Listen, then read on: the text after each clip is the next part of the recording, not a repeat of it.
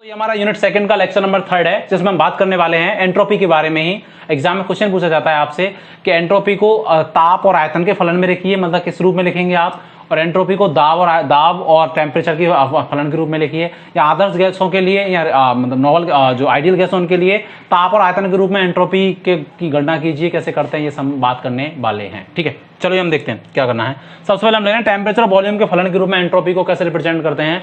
अलग अलग बॉक्सों में अलग अलग तरीके से दे रखते हैं, लेंथ दे रखा है, हमको चीजें प्रूफ करनी होती है। ठीक है, अपना तरीका जो अपना है, जो हमको समझ में आया वो बेस्ट है। ऐसा नहीं कि यूनिवर्सिटी आपके नंबर कार्ड लेकर आपने ज्यादा बड़ा नहीं लिखा तो चीजें अच्छी हों, स्वीट एंड शॉर्ट हों, लेकिन समझ में आनी चाहिए और चीजें प्रूफ होनी चाहिए, वो डोमिनेंट होती है। नहीं कि ज्यादा एकदम बुक्सों का छाप रहे हैं। हमने अपना तरीका बनाया है, हमारे खुद के नोट्स हैं, हमने खुद लिखे हुए हैं, आपको नोट्स भी प्रेफर कराएंगे हम लोग। चलो देखते हैं। टेम्परेचर और वॉल्यूम के फलन के रूप में एंट्रोपी कर सकते हैं। हम जानते हैं कि एंट्रोपी एक अवस्था फलन है, तो ये विभिन्न प्रकार के अवस्था चरों, मुझे बताया कि ताप, आयतन और दाब, ये तीनों भी क्या होते हैं, अवस्था चर होते हैं, स्टेट फंक्शन ही होते हैं। इन पर एंट्रोपी क्या हो सकती है, डिपेंड कर सकती है। ठीक है, इसीलिए इसका मान किसी पदार्थ के लिए ऊष्मागतिक चरांक या वेरिएबल, हमने बात की थी मैक्सवेल रिलेशन में भी, थर्मोडायनेमिक वेरिएबल और थर्मोडायनेमिक एनर्जी के बारे में, यूनिट फर्स्ट का लेक्चर नंबर 2। ठीक है, उसमें हमने बात की थी। चरांकों जैसे टीवीपी द्वारा भी निर्धारित किया जा सकता है इसका मान। यदि हम यहाँ बात कर रहे हैं कि अगर एंट्रोपी ताप और आयतन का फलन हो, या आपसे पूछा जाए, आपसे एग्जाम में से भी क्वेश्चन पूछा जा सकता है, मैं क्वेश्चन भी लिख दूंगा नोट्सों में कैसे क्या है, कि एंट्रोपी पर ताप और आयतन का प्रभाव बताइए क्या होगा। ठीक है, तो हम बात करने वाले हैं, जैसे हम इसको प्रूव करते हैं कैसे है ये।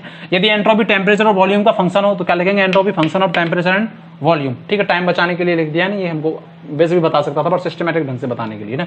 टेम्परेचर वॉल्यूम का फंक्शन है, ये हम मान रहे हैं, ये आपको क्वेश्चन देगा एग्जाम में, इसी से आपको प्रूव करना है। इसको मैं नाम दे दिया question number first. Equation number first का अवकलन कर दूं, पूर्ण अवकलन, कंप्लीट डिफरेंशिएशन, मैं पहले भी पढ़ चुका हूं। जिसके साथ करते हैं उसको तो नीचे, जिसका करते हैं उसको ऊपर, और अगले को क्या, कांस्टेंट। टेम्परेचर के सापेक्ष करो एंट्रोपी का ds/dt एट कांस्टेंट v, और t क्या है, चेंजेबल है तो t इधर भी आ गया। एक फिर b के साथ करो ds/dv एट कांस्टेंट t, और क्या, dv। हम पहले भी इसको बता चुके हैं कैसे होता है, और आप अभी भी बता दिया। जिसका होता है उसको ऊपर, जिसके साथ होता है उसको नीचे, और अगले को कांस्टेंट। ठीक है, दो के साथ ही हो रहा है यहाँ पे, टेम्परेचर के साथ और वॉल्यूम के साथ। ठीक है, देखो अगला, ये वाली जो वैल्यू है, ये वाली, अगर मैं इस वाली की बात करूं, इस वाली वैल्यू को, इसको मैं कुछ और लिख सकता हूं क्या, ds/dv बराबर dp/dt एट कांस्टेंट v, ये लिख सकता हूं क्या। ये मैंने पढ़ाया था मैक्सवेल रिलेशनशिप में, ds/dv एट कांस्टेंट t बराबर dp/dt at constant v। Thermodynamic variable में आपस में क्या रिलेशन होते हैं, यूनिट फर्स्ट का लेक्चर नंबर 2 आप देखेंगे, मैंने आई बटन भी दिया हुआ है वहां पे, अगर आप जाके देखेंगे तो आपको मिलेगा। मैं यहाँ पे बता भी देता हूँ, आपको याद दिला देता हूँ। मैक्सवेल रिलेशन में बताया था, मैक्सवेल स्क्वायर क्या होता है, एंट्रोपी, यहाँ पर क्या, प्रेशर, टेम्परेचर और क्या, वॉल्यूम। यहां पे मैंने ऐसे किया था, यहां पर लिया था h g a और क्या, u, यही था मैक्सवेल स्क्वायर। ये इसकी जगह ds/dv एट कांस्टेंट की जगह dp/dt एट कांस्टेंट v कैसे लिख सकते हैं। ये कैसे आया होगा, ds से गए dv, ds से dv। तो मैंने बताया था मैक्सवेल जो थर्मोडायनेमिक वेरिएबल होते हैं उनमें आपस में क्या रिलेशन होता है, टेम्परेचर, वॉल्यूम, प्रेशर और एंट्रोपी में। ds/dv तो dp/dt, बिल्कुल ऐसे ही, जैसे यहां से आ गए वैसे यहां से आ जाओ। जो यहाँ नीचे आता है वो यहाँ कांस्टेंट, और यहाँ नीचे आता है वो यहाँ कांस्टेंट, इसलिए ds/dv को क्या लिख सकते हैं, dp/dt। तब ये रिलेशन आया है, और अच्छे से जानना है तो आप यूनिट फर्स्ट का लेक्चर नंबर 2 देखें। तो इसकी जगह मैं क्या पुट कर सकता हूँ, dp/dt एट कांस्टेंट v, स्थिर दाब पर p में ताप के सापेक्ष परिवर्तन। इससे यहाँ ये दिया हुआ है तो इससे ये आ जाएगा, मैंने ये यहाँ पे ये पुट कर दिया, ये बन गया मेरी क्वेश्चन नंबर 2। हम जानते हैं कि आंतरिक ऊर्जा बराबर क्या होता है, TdS माइनस VdP। कैसे आया ये भी मैंने बताया था, कि किसी थर्मोडायनेमिक एनर्जी को अगर मुझे थर्मोडायनेमिक वेरिएबल के रूप में लिखना है मैक्सवेल रिलेशनशिप में, तो जो बगल वाले होते हैं वो तो परिवर्तित होते हैं और उन्हीं के अनुसार चिन्ह आते हैं, और अगले क्या आते हैं, कांस्टेंट। इसके बगल वाला कौन है, एक तो ds है और एक कौन है, u के बगल वाला, आंतरिक ऊर्जा u होती है, और बगल वाला कौन है, v। तो ds भी परिवर्तित है और dp भी परिवर्तित है। ds की तरफ तीर का चिन्ह आ रहा है कि जा रहा है, मैं बता चुका हूं, वैसे जा रहा है तो पॉजिटिव, और dv की तरफ आ रहा है इसलिए नेगेटिव। इसके अगला जो इसके सामने वाला है वो कांस्टेंट, तो dv के आगे कौन है, p, तो p कांस्टेंट, और ds के आगे कौन है, t, तो t कांस्टेंट। तो TdS माइनस VdP कैसे आया आप जान सकते हैं मैक्सवेल स्क्वायर से, और यूनिट फर्स्ट में भी आप जाके देख सकते हैं। ठीक है, इक्वेशन थर्ड का, ताप के सापेक्ष स्थिर आयतन पर अगर हम समाकलन कर दें, कर सकते हैं। क्यों बोला कि ताप के सापेक्ष, क्योंकि यहाँ पे देखो इस इक्वेशन में ताप के सापेक्ष वॉल्यूम कांस्टेंट, ताप के सापेक्ष वॉल्यूम कांस्टेंट। तो इस इक्वेशन में जो आंतरिक ऊर्जा का जो इक्वेशन है, इसमें अगर मैं ताप के सापेक्ष स्थिर आयतन में इसको वो कर दूं, मैं अब समाकलित कर दूं, तो देखो क्या आएगा, du/dt at constant v, t बाहर आ जाएगा क्योंकि t तो स्थिर है, और ds परिवर्तित, तो ds/dt at constant v minus p बाहर आ जाएगा क्योंकि dv वेरिएबल है, मतलब ये परिवर्तित हो रहा है, तो dv/dt एट कांस्टेंट t के सापेक्ष स्थिर आयतन पर, t के सापेक्ष स्थिर आयतन पर क्या कर रहे हैं, सबको समाकलित कर रहे हैं, तो ये आ जाएगा। ठीक है, अब मुझे एक बात बताइए, स्थिर आयतन है यहाँ पे, अगर आयतन स्थिर है तो ये आयतन बाहर और आयतन ही अंदर है, तो ये वाली सारी की सारी वैल्यू क्या हो जाएगी,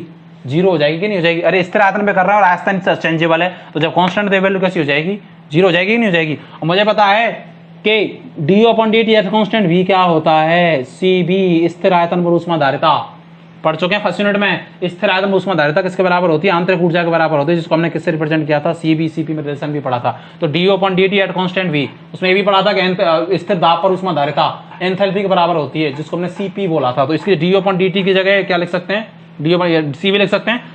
तो ये वाली वैल्यू क्या होगी, जीरो, क्योंकि स्थिर आयतन है तो ये जीरो हो गई। तो Cv बराबर क्या आ जाएगा, TdS मतलब T ds/dt at constant v, ये आ जाएगा। यहाँ से मैं ds/dt एट कांस्टेंट v की वैल्यू निकाल सकता हूँ कि T को इधर पहुंचा दूं, T को इधर पहुंचा दूं तो ds/dt एट कांस्टेंट v बराबर Cp/T आ जाएगा। अरे T इधर आ जाएगा नीचे, तो यही आ जाएगी। इस इक्वेशन नंबर 4 की वैल्यू को, ये जो ds/dt था ना इस इक्वेशन नंबर 2 में, इसमें ये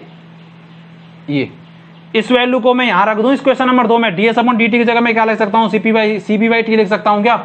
अरे इसकी जगह मुझे पता ये आ गया ds/dt at constant v, ds/dt at constant v Cp/T तो लिख सकता हूँ। तो क्या बन जाएगा, ds बराबर Cp/T इसकी जगह, और dt पहले से ही है, ये क्या dp/dt एट कांस्टेंट v, और क्या dv, यही क्या कहलाता है, एंट्रोपी का ताप और आयतन के फलक के रूप में जो इक्वेशन आती है वो यही है। यही आपको क्या करना है, प्रूव करना है, और आप आराम से इसको कर सकते हैं इसको देखते हुए। और इससे में कैसे क्वेश्चन पूछा जाता है, आपसे पूछा जाता है कि आदर्श गैसों के लिए एंट्रोपी का मान लिखिए, ताप और उसको वॉल्यूम को चर मान के या वेरिएबल मान के लिखिए।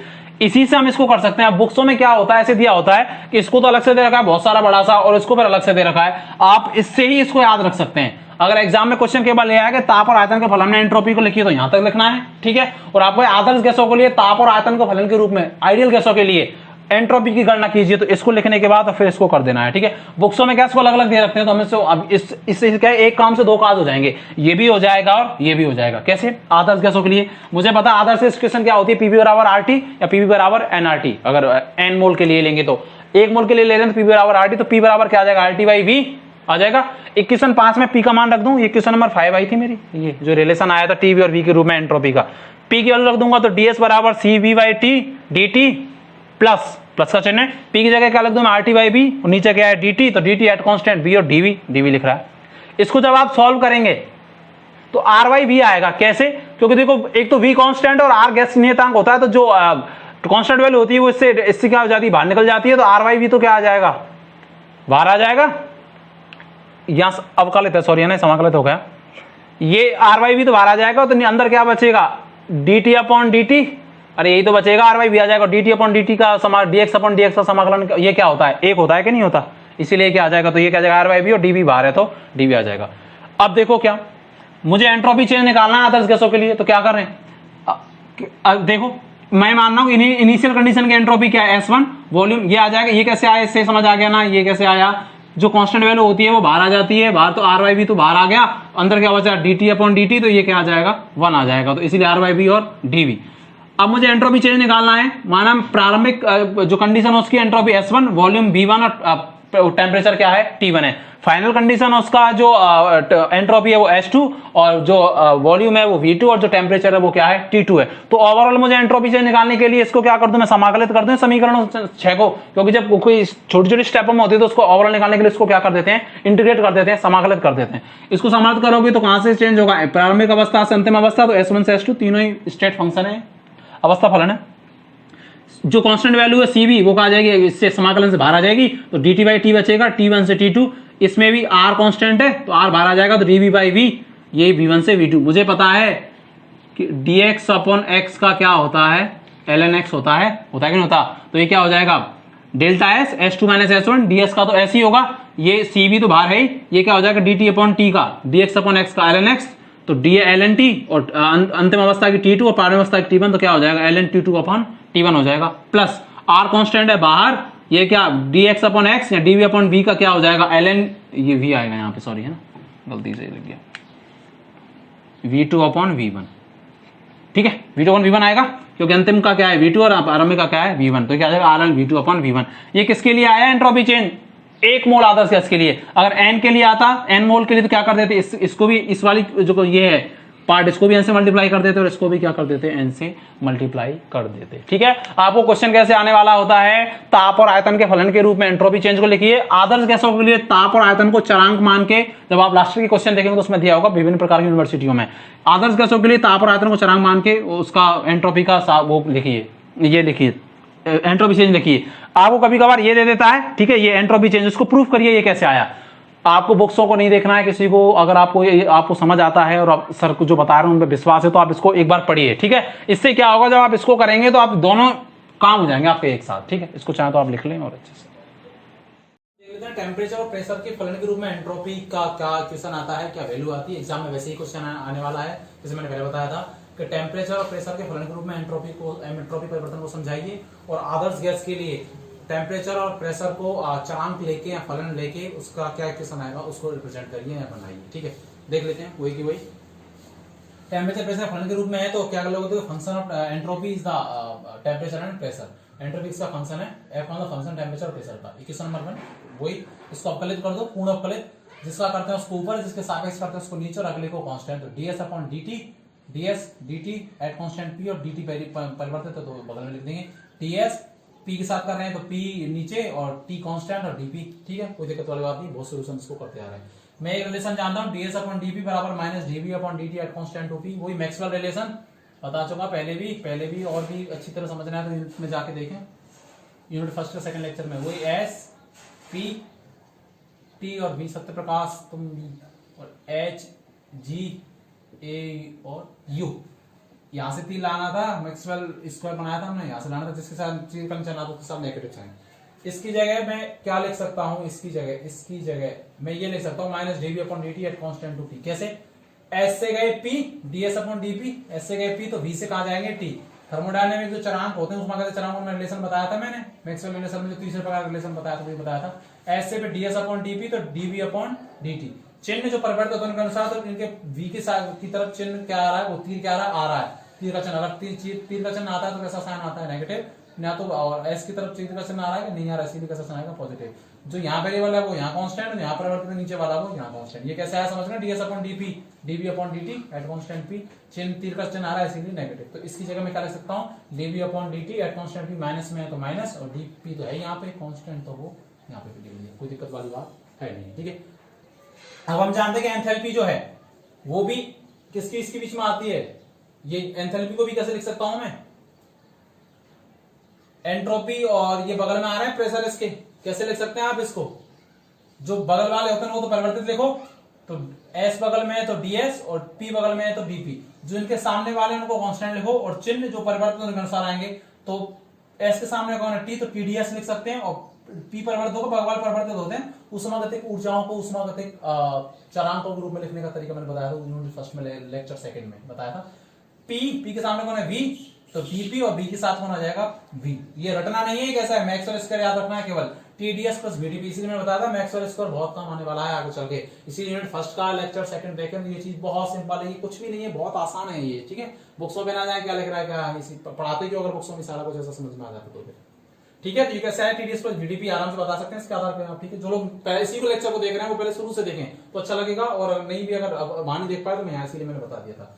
इक्वेशन 3 को टेम्परेचर के सापेक्ष स्थिर दाब पर अवकलित करने पर, ठीक है, इक्वेशन इसको दिए मैंने थर्ड, इसको थर्ड दे दे इक्वेशन नंबर थर्ड। टेम्परेचर के सापेक्ष क्यों करें, क्योंकि जो ये एंट्रोपी का जो वैल्यू है इसमें टेम्परेचर वेरिएबल है, p कांस्टेंट है, टेम्परेचर वेरिएशन हो रहा है, p क्या है कांस्टेंट, इसलिए टेम्परेचर के सापेक्ष स्थिर दाब पर क्या करें, अवकलित कर रहे हैं।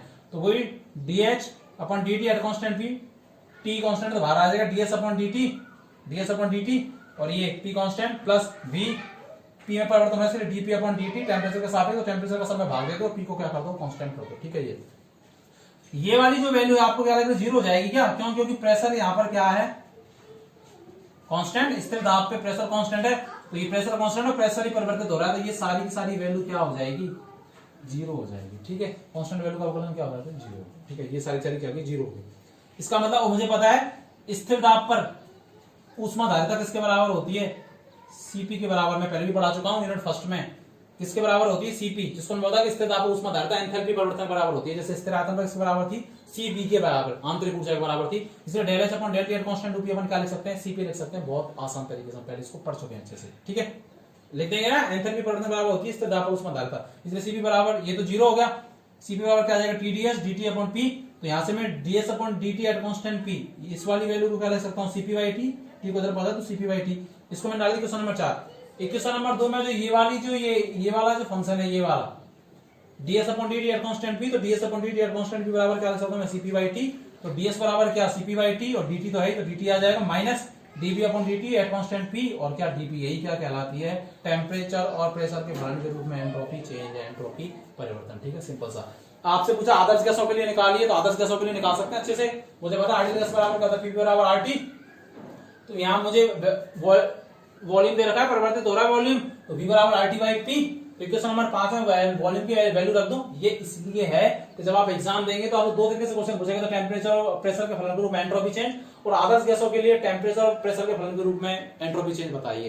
तो इससे आप इसको आसानी से कर सकते हैं, तो एक काम से दो काज आसानी से हो सकते हैं, अगर आप इसको निकाल सकते हैं, सिंपल है, 2-3 स्टेप में हो रहा है, इसके बाद इसको आप आसानी से कर सकते हैं। ठीक है, आपको ये दे देगा लास्ट में, इसको प्रूफ करिए, तो इसी के आधार पर कर सकते हैं। इक्वेशन 5 क्या है, वही इसमें v की वैल्यू रख दो, तो वही cp बाई टी, ds बराबर cp by T dt minus RT by P हो जाएगा, p बाई आधार का समीकरण 1 मोल के लिए n बराबर 1, तो p बाई RT, तो RT बाई p, नीचे t है तो t और p कांस्टेंट, तो p और dp।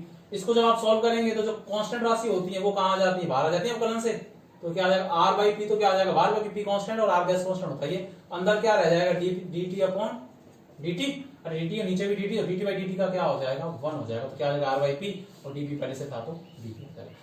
अब मुझे एंट्रोपी चेंज निकालना होता है पूरे का, तो कैसे निकालता, माना इसी इनिशियल कंडीशन की एंट्रोपी S1 और T1 टेम्परेचर और प्रेशर क्या है P1 है, इसी प्रकार जो अंतिम स्थिति है उसका एंट्रोपी S2, टेम्परेचर T2 और प्रेशर क्या है T2। तो टोटल एंट्रोपी सिस्टम की कैसे निकालेंगे, तो क्या कर दो, इस समीकरण को क्या कर दो, 6 को समाकलित कर दो, समाकलित कर दोगे तो समाकलन का साइन प्रारंभिक कंडीशन से अंतिम Cp कांस्टेंट बाहर आ जाएगा, तो dt अपॉन T, T1 से T2, क्योंकि प्रारंभिक का T1 और अंतिम का क्या है T2, माइनस R कांस्टेंट तो बाहर, तो dp बाई p, प्रारंभिक का प्रेशर क्या है P1 और अंतिम का क्या है P2 है। ठीक है, ये डेल्टा है, ये क्या आ जाएगा S2 माइनस S1, अंतिम माइनस प्रारंभिक स्टेट फंक्शन, तो डेल्टा S, ये क्या Cp, ये क्या हो जाएगा dt बाई t का क्या होता है, मुझे पता है dx अपॉन x का क्या होता है ln x, यही होता है। ठीक है, आप जानते पहले भी पता चुके हैं, बात कर चुके हैं। तो ln t प्रारंभिक अवस्था क्या थी T1, तो अंतिम क्या T2, माइनस r ln वो dv अपॉन p, तो dx अपॉन x, तो p, तो p1 अपॉन वो p1 से लेके कहां तक P2 तक, इसको ऐसे लगता है डेल्टा S बराबर Cp ln क्या T2 upon T1 minus r ln क्या P2 अपॉन P1, इसको लिख सकते हैं। यही क्या कहलाता है एक मोल आदर्श गैस के लिए टेम्परेचर और प्रेशर के चरांकों के रूप में एंट्रोपी में परिवर्तन। अगर एल मोल के लिए निकालते तो एन से क्या कर देते हैं, यहाँ पर मल्टीप्लाई कर देते, और इसको भी क्या कर देते हैं मल्टीप्लाई। इसको आप एक तरीके से और लिख सकते हैं, अगर एल को आपको लॉग में चेंज करना हो तो किससे मल्टीप्लाई कर देंगे 2.303, तो क्या लिख सकते हैं आप 2.303 और क्या Cp और लॉग लगा देते हैं। अगर एल को लॉग में चेंज करते हैं तो कैसे मल्टीप्लाई कर देते हैं 2.303 से, यहाँ पे भी मल्टीप्लाई कर देते और यहाँ पे भी मल्टीप्लाई कर देते। आपके यहाँ से बीएससी में 100% क्वेश्चन आना होता है किसी भी यूनिवर्सिटी में, ठीक है। आदर्श कैसे क्वेश्चन आना होता है मैं बार बार बोल रहा हूँ, आयतन और टेम्परेचर के फलन के रूप में एंट्रोपी चेंज समझाइए और प्रेशर और टेम्परेचर के फलन के रूप में एंट्रोपी चेंज समझाइए, ठीक है। आदर्श गैसों के लिए समझाइए तो इसी से निकाल सकते हैं। आदर्श गैसों के लिए टेम्परेचर और प्रेशर के फलन के रूप में तो ये इसके आधार पर इसको निकाल सकते हैं। इसी प्रकार टेम्परेचर जो अभी पहले बात की थोड़ी सी, तो टेम्परेचर और वॉल्यूम के फलन के रूप में एंट्रोपी चेंज तो वो आया था यहाँ पे, अभी हमारा यहाँ पर सीबी आ गया था, जो आया था अभी आया था, उसके आधार पर हम क्या निकाल सकते हैं। आइडियल गैसों के लिए भी हम क्या कर सकते हैं, टेम्परेचर और प्रेशर के रूप में क्या निकाल सकते हैं, एंट्रोपी चेंज, ये आता है, ठीक है। अगर एन को लॉग में चेंज करना है तो आप आराम से निकाल सकते हैं, ठीक है। ये मैं इसलिए हमने ऐसे किया है कि बहुत आसान है, पर आप केवल मैक्सवेल रिलेशन को अगर आप भूल जाते हैं तो बार बार पढ़ें। यूनिट फर्स्ट का लेक्चर सेकंड आई में भी हमने वहां दिया हुआ है, डिस्क्रिप्शन में लिंक भी दी हुई है, तो उसको अच्छी से पढ़िएगा, ठीक है। एक क्वेश्चन और यहां से पूछा जाता है आपसे कि आदर्श गैसों के लिए विभिन्न प्रक्रमों जैसे समदाबी, समतापी, समायतनिक, आइसोकोरिक, आइसोबैरिक, आइसोथर्मिक में एंट्रोपी परिवर्तन ज्ञात कीजिए। अभी हमने बात की थी ताप, आयतन और दाब और ताप के फलन के रूप में एंट्रोपी परिवर्तन के दो समीकरण आए थे हमारे पास। एक तो ताप और आयतन फलन के रूप में क्या आया था, NCV ln T2 upon T1 plus NR ln V2 upon V1 आया था। और ताप और उसके फलन के रूप में क्या आया था आदर्श गैसों के लिए, ताप और दाब के फलन के रूप में NCP ln T2 upon T1 minus NR ln P2 upon P1। अरे आया था कि नहीं आया था? इसको आप याद भी कर सकते हैं, केवल CV की जगह CP करना है जब प्रेशर हो, और V2 की जगह क्या करना है, P2 करना है। केवल चिन्ह क्या हो जाएगा, चिन्ह यहाँ पॉजिटिव और यहाँ कैसा हो जाएगा नेगेटिव। ये दो समीकरण अभी हमने निकाल लिए, कैसे आए आदर्श गैसों के लिए हमने देख लिया। ठीक है, आपसे पूछा जाएगा आदर्श गैसों के समायतनिक और समदाबीय और समतापीय प्रक्रमों में एंट्रोपी चेंज ज्ञात कीजिए। ऐसे ही क्वेश्चन यूनिवर्सिटी के एग्जामों में दिया हुआ है, ऐसे ही पूछा जाता है। ठीक है, कैसे याद करें, देखो इनको याद रखने से हो जाएगा ये काम सारा का सारा। समतापी में याद करें, इसका मतलब समतापी का मतलब आइसोथर्मिक। इसमें अगर आप डेफिनेशन लिखना चाहते हैं बोलेंगे कि इस प्रकार के प्रक्रम में एंट्रोपी चेंज के दौरान टेम्परेचर क्या रहता है, कांस्टेंट। टेम्परेचर इन दोनों ही समीकरणों में टेम्परेचर आ रहा है, पहले वाले में भी दूसरे वाले में भी। तो समतापी प्रक्रम में एंट्रोपी चेंज के दो इक्वेशन आ सकती है। अगर समतापी प्रक्रम में तो टेम्परेचर सेम T1 और T2, तो दोनों TT तो TT कट जाएंगे, तो ये वैल्यू क्या हो जाएगी, 0 हो जाएगी। किसके लिए, समतापी के लिए। दो इक्वेशन आएगी क्योंकि टेम्परेचर इस वाले में भी आ रहा है और इस वाले में प्रेशर के साथ भी आ रहा है और वॉल्यूम के साथ भी आ रहा है। तो जब टेम्परेचर कांस्टेंट है तो 0 हो जाएगा, क्योंकि दोनों सेम हो जाएंगे, 0 हो जाएगा। ln 0 तो 0 हो जाएगा पूरी, तो यही आ जाएगा। तो एक तो क्या आ जाएगा, डेल्टा एच बराबर NR प्लस में और क्या ln V2 अपॉन V1, एक तो ये आ जाएगा।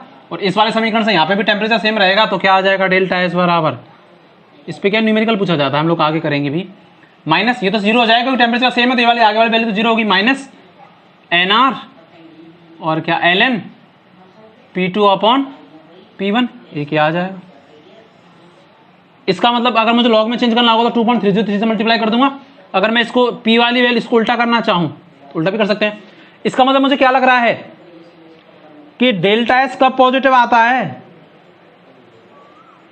जब एक्सपेंशन होता है गैस का, कि कंप्रेशन होता है। एक्सपेंशन में, एक्सपेंशन का मतलब V2 कैसा होता है, V1 से कैसा होता है, ज्यादा। अगर V2 V1 से ज्यादा है तो P1 किससे ज्यादा होगा, P2 से, क्योंकि प्रेशर और वॉल्यूम एक दूसरे के क्या होते हैं, इनवर्स। डेल्टा एस नेगेटिव कब आएगा, जब गैस का क्या होगा, कंप्रेशन। तो V2 कम हो जाएगा किससे, V1 से, और P2 ज्यादा हो जाएगा किससे, P1 से। ये समझ नहीं आया कैसे लगा। अरे डेल्टा एस का मतलब एस का होता है एंट्रोपी, रैंडमनेस होती है। तो रैंडमनेस कब ज्यादा होगी, जब किसी का वॉल्यूम ज्यादा है या कम है। ज्यादा है तो ज्यादा जगह पे गैस फैलेगी तो ज्यादा रैंडमनेस आएगी, और अगर वॉल्यूम कम हो गया, कंप्रेशन हो गया, तो वॉल्यूम कब कम होगा, जब दाब कैसा होगा, ज्यादा, तो मॉलिक्यूल कैसे आ जाएंगे पास पास, तो व्यवस्था कैसी हो जाएगी, बढ़िया। अव्यवस्था कैसी हो जाएगी, कम। तो एंट्रोपी कैसी हो जाएगी, कम। प्रैक्टिकली कैसे है, ये तो थ्योरेटिकल है। प्रैक्टिकल ऐसे है कि देखो, अगर V2 ज्यादा है, क्योंकि इस वाले समीकरण में वॉल्यूम वाले में इसके साथ कैसा चिन्ह आ रहा है, पॉजिटिव, तो अगर V2 ज्यादा है तो V2 ज्यादा है तो एंट्रोपी कैसी आएगी, ज्यादा। सैद्धांतिक रूप से भी पता है, प्रैक्टिकल रूप से भी, इससे इक्वेशन में भी आ रहा है। मैं बोलूं प्रेशर P1 अगर ज्यादा है, क्योंकि अगर V2 ज्यादा होगा तो P1 ज्यादा होगा, और P2 क्या होगा, कम होगा, क्योंकि V और P एक दूसरे के इनवर्स है। यहाँ V2 ज्यादा है तो यहाँ P2 क्या होगा, कम होगा। अगर P1 ज्यादा है तो भी एंट्रोपी चेंज कैसा आएगा, पॉजिटिव आएगा। क्यों आएगा, अरे क्योंकि ये नेगेटिव में है ना भाई, इसको उल्टा कर लो, तो ये क्या जाएगा, प्लस, और क्या ln क्या आ जाएगा, P1 अपॉन P2, उल्टा करेंगे तो चिन्ह कैसा हो जाएगा, पॉजिटिव। तो जब P1 ज्यादा होगा तो एंट्रोपी चेंज भी कैसा आएगा, ज्यादा। इट मींस कैसा आएगा, पॉजिटिव आएगा।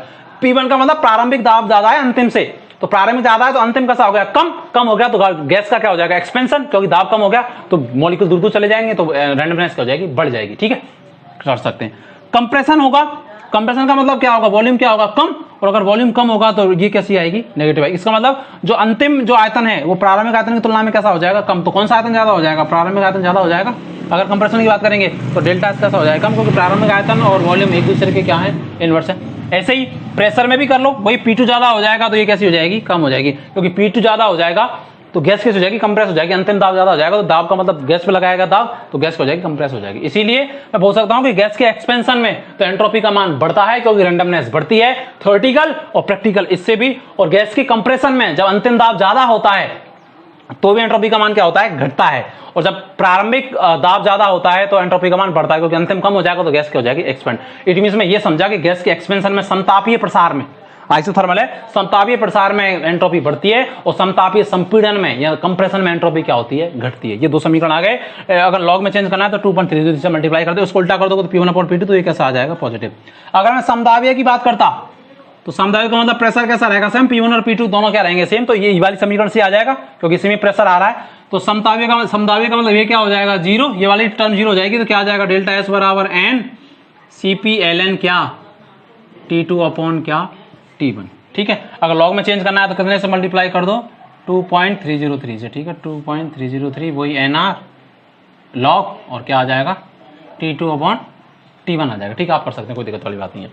अब बोलो अगर समायतनिक, समायतनिक का मतलब पहली वाली समायतनिक का मतलब वॉल्यूम क्या है, सेम, तो वॉल्यूम V1 V2 सेम है, तो ये क्या आ जाएगा 0। तो क्या रह जाएगा समायतनिक में निकालने का क्या तरीका रह जाएगा, डेल्टा S बराबर NR ln और क्या T2/T1 हो जाएगा। ठीक है, यहाँ से न्यूमेरिकल पूछा जाता है और आप इसको अच्छे से लग सकते हैं क्योंकि आप इसको पढ़ चुके हैं, आप इसको आसानी से निकाल सकते हैं। इस तरीके से हमारा ये 3rd लेक्चर कंप्लीट हो गया है। इसको अच्छे से पढ़िए, पीछे के लेक्चर देखिए, आपको बहुत अच्छे से समझ में आए तो लाइक करिए, सब्सक्राइब करिए, सर को सपोर्ट करिए और मजे लीजिए केमिस्ट्री के। Thank you.